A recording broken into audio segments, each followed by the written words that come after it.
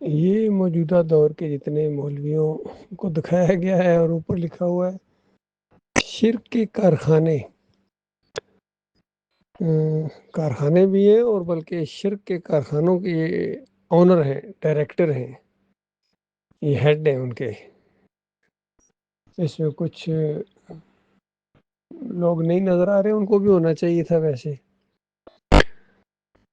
عبداللہ عمر دورانی کا یہاں ہوتا، پکچر ہوتی، منور سلطان کی ہوتی، محمد حنیف کی ہوتی، قاری خلیل الرحمن کی ہوتی، چودھری اشرف کی ہوتی تو زیادہ مناسب تھا، تاکہ لوگوں کو پتہ چل جائے یہ بھی ہیں جنہوں نے شرک کے کارخانے اڈے قائم کیے ہیں۔ سجدہ تعظیمی کو جواز بخشا انہوں نے۔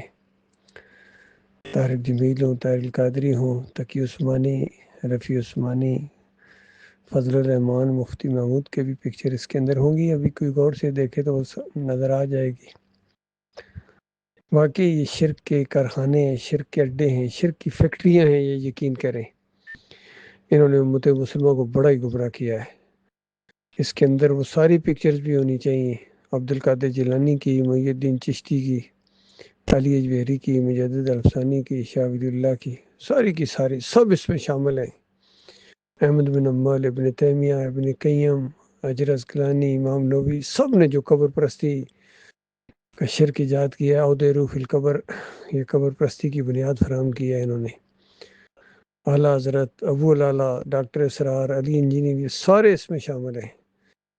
ایمان خالص کسی کے پاس نہیں ہے، توحید نہیں ہے کسی کے پاس۔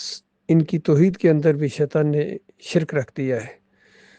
جو تھوڑی بہت توحید بیان کرتے بھی ہیں، یہ ان کی مجبوری ہے، اور پھر شرک کو ساتھ ملا کے پیش کرتے ہیں، شرک کرنے والوں کو اپنا امام مانتے ہیں۔ تو یہ جس طرح ریت کا پلستر نہیں ہو سکتا جب تک سیمنٹ نہ ملایا جائے، اس طرح خالص جھوٹ چل ہی نہیں سکتا جب تک اس میں سچائی نہ ملائی جائے۔ کچھ باتیں ان کی صحیح بھی ہیں، لیکن بیچ میں شرک کا انجیکشن دیتے ہیں۔ امت مسلموں کو اس طرح گمراہ کیا انہوں نے۔ بہرحال اللہ تعالیٰ ان سے نپٹ لے گا۔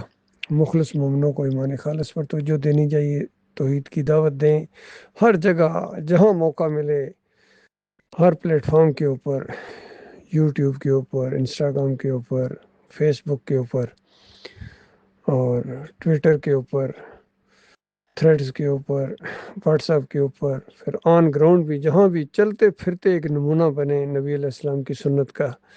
لوگ دیکھ کے پتہ چلیں یہ مسلمان ہے، یہ دائی ہے، یہ شرک کا دشمن ہے۔ دور سے لوگ کہیں وہ جا رہا ہے جو نہیں مانتا ہمارے درباروں کو، مزاروں کو، پیروں کو نہیں مانتا ہے، سب کا رد کرتا ہے، چاہے زندہ پیر ہوں، چاہے مردہ پیر ہوں، گزر چکے ہوں، جتنے بھی پیر ہوں یا پیرانے پیر ہوں، سب کو رگڑ دیتا ہے یہ۔ اس طرح یہ اللہ کے راستے کا یہ مجاہد ہے، اور دنیا والوں تک یہ پیغام پہنچے۔ ہمارا ساتھی جہاں بھی ہوتا ہے گویا ایک یونیورسٹی ہوتا ہے، یقین کریں، چلتی پھرتی توحید کی دعوت ہوتا ہے وہ۔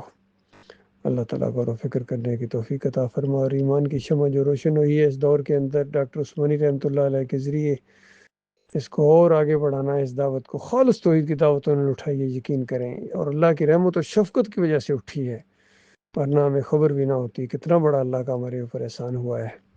ہماری اپنی زبان کے اندر ہے، اور بالکل سمجھ میں آنے والی بات ہے، بالکل کھل کے ہدایت اور گمراہی کو علیحدہ کر دیا گیا ہے۔ اب جس کا جی چاہے اپنے رب کا راستہ اختیار کر لے۔